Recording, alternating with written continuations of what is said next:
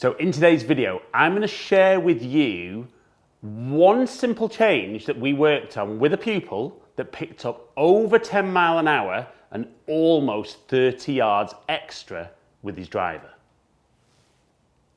So using the ground correctly can be so important in order to generate maximum speed, maximum distance, and also get you more accuracy. But what I'm going to talk about today took one of my pupils' clubhead speed with driver from 96 mile an hour to over 106 mile an hour within really 2 or 3 swings. And the nice thing was he picked up almost 30 extra yards. So he wasn't actually comfortable with me getting him on camera. So I'm going to use his numbers and I'm going to show you what we tested first and then the simple little change we made. I mean, literally this one change, he would say almost has transformed his golfing life, much to the distress of his playing partners, I will add. So, you've noticed I've spoken about driver, but the initial test we did was with iron. So what we were doing was trying to sort out his leg dominance and how he moved. And it was actually before I had my swing catalyst plates we worked on this. So we got him to hit 3 shots with his feet apart. And we looked at clubhead speed, ball speed, and carry distance. And to be fair, he was round about that kind of 80, 81 mile an hour with 7M. So then what we did is we had him hit 3 shots with his feet almost right together, maybe the width of the club head in between. And I'm going to do exactly what I saw him do, and I'm going to talk about why. So with his feet together, notice that he always kind of fell towards the target, but we really noticed the clubhead speed drop off, the strike wasn't as good, and definitely obviously distance dropped off. So then we went left foot only, right foot back, just on his toe, and then hit 3 shots. And again, we noticed he fell forward. But interestingly, kind of noticed there that his clubhead speed was quicker than when his feet were together, and the distance was a little bit further, but nowhere near when his feet were apart. And the final test we did was on his right foot, left toe as a balance point, 3 shots.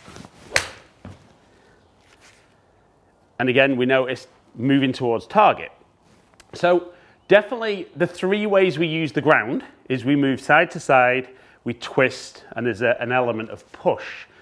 So what became very apparent is that if this pupil couldn't move side to side properly, he really struggled to generate speed. And we'd always kind of found that if his 7-iron was around that 80, 81 mile an hour, he only ever got up to 96 mile an hour. And yet maybe a couple of mile an hour slower most of the time. So the key thing was we got him to hit a couple of shots, and like I said, it was before swing catalyst, but I had body track. And what we noticed was when he hit his iron shot, we would see that he would move his pressure into his right foot and very quickly and aggressively move into that left side. And the beauty with that is when he hit his shots,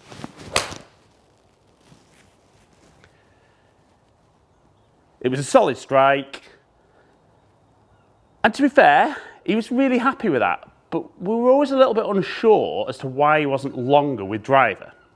Now, the big thing with driver, like a lot of you will be aware, is he was very aware that he needed to get the club traveling up the low point behind the golf ball. And again, if I just pull his figures up there, we can see that he was kind of 6 inches behind, 96 mile an hour. And I know there's maybe some of us think kind of the more we hit up on the ball, the even better that shot will be. But that's not always the case. But what we did see on body track was that he'd make his backswing and that weight would shift really nice, that pressure into that back leg. But we didn't really see any shift into that forward leg, which meant the low point was a long way behind. And then he'd stand up. And to be fair, very, very accurate.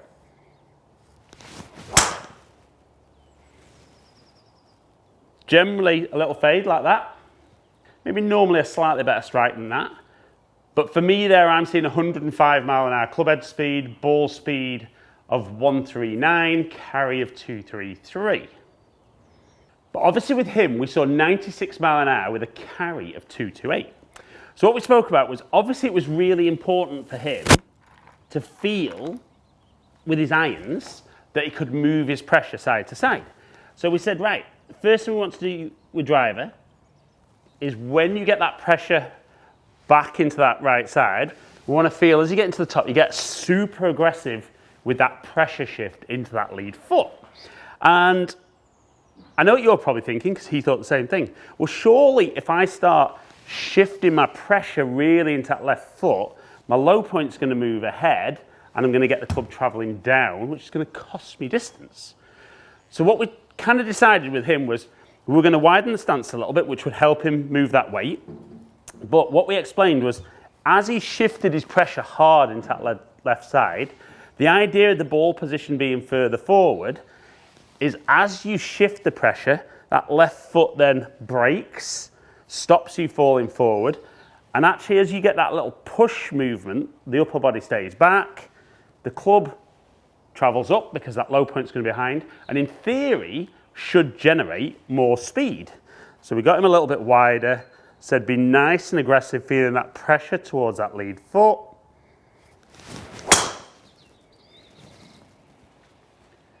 And like you see with me there, straight away, there's a 3 mile an hour pickup for me.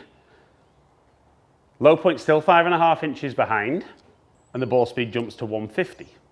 Now, obviously with me, it's not quite as important, and this isn't necessarily for everybody, because not everybody's main source will be that side-to-side movement. But definitely with this lesson, it was instant. I mean, his first swing we did was over 100 mile an hour, and he'd never been over 100 mile an hour before. So as soon as he saw that 100 mile an hour for the first time, you can imagine his excitement. Seeing those three figures, if you're somebody who's kind of been mid-90s for a long time and felt maybe as you're getting older that speed's not going to get any better, it was a really big change for him. So then on the next one, kept that nice wide stance and said, you know, let's feel like we're almost as aggressive with that weight shift as we are with the irons.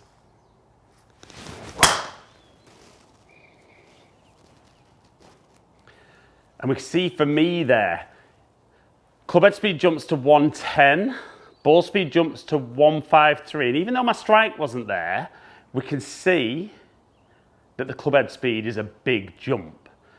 Now, like I said, kind of within, I think it was 3 swings, we saw that 106 mile an hour club head speed, carry over 250. And his first comment was, can you send me a screenshot? Because I need to show the guys I golf with, because they'll never believe I've been that quick. And he's stuck with it. And I would say when he plays, maybe he'll openly admit, doesn't feel as aggressive with the shift with driver.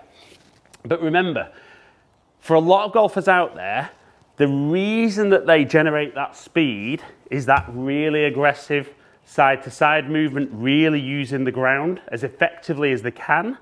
And if you are a golfer who feels that hit your irons quite a long way, but don't feel that you get that distance with driver, it could be that because you're trying to hit up on the ball, you load nicely on the way back, sit on that back foot, which absolutely will get that club traveling up. But if you're not getting the energy from the ground up through your body and into your golf club, it's going to cost you distance. It's potentially going to cost you accuracy.